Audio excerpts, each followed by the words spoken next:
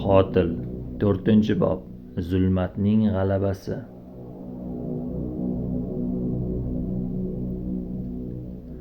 Videodagi voqealar muallifning xayoliy to'qima mahsulidir. 18 yoshga to'lmaganlarga tavsiya etilmaydi. Tanlov faqat o'zingizniki.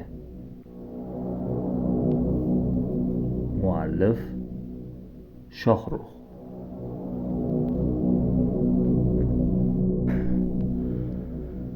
Xonadagi havo og'irlashib, o'lim nafasi kelib qoldi. Ayolning ko'zlarida qat'iyat va cheksiz nafrat uchqunlari chaqnardi.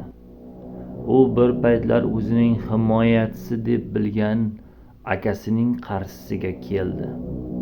Birgina keskin harakat va hamma yoq qizil qon bilan bo'yaldi.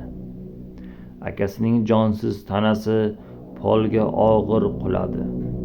Xona sukunatga cho'mishi kerak edi, ammo dahshat endi boshlanayotgan edi. Birdan momaqaldiroq qattiq gumburladi. To'satdan burchakdagi zulmat quyuqlashib, dahshatli jodugar qomati paydo bo'ldi. U o'lja topgan yirtqichdek irillab, akasining hali sovib ulgurmagan tanasi ustiga egildi.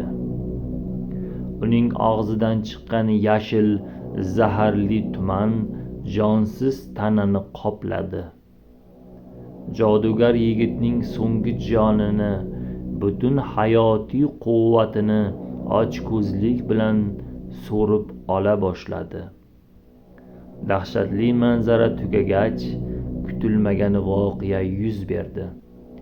Jodugar va ayol bir-biriga yaqinlashib, yagona vujudga aylana boshladilar. Ayolning bo'yi cho'zilib, bahaybat va qomatli ko'rinishga keldi. Biroq uning oppoq va nafis qo'llari o'rnida endi jodugarning uzun, suyakdor va qora tirnoqli panjalari qolgan edi. Ikkinchi erkak dahshatdan qotib, xonaning burchagida bularning barchasini kuzatib o'tirardi. U qochishga ham, qichqirishga ham ojiz edi. Yangi, bahaybat va dahshatli maxluq ayol uning yoniga sekin qadam tashlab keldi. Uning suyakdor barmoqlari erkakning boshini ikki chakkasidan qisib ushladi. Ayol uning ko'zlariga tik qaradi.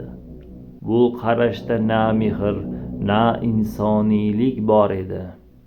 U past ovozda, qadimiy va tushunarsiz tilda jodu o'qiy boshladi.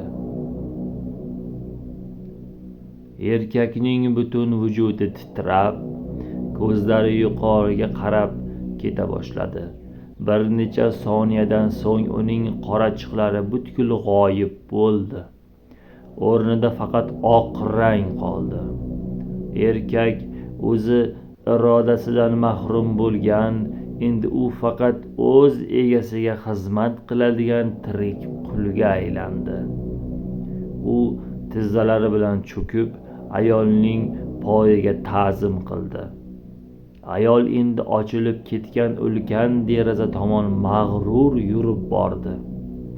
Tashqarida momaqaldiroq gumburladi.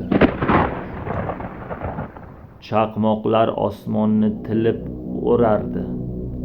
U bor ovozi bilan dahshatli, vahimali va g'olibona qahqah otib kulib yubordi. Uning bu kulgisi momaqaldiroq ovozdan ham balandroq edi. Qotil audio hikoyasi shuning bilan o'z nihoyasiga yetdi.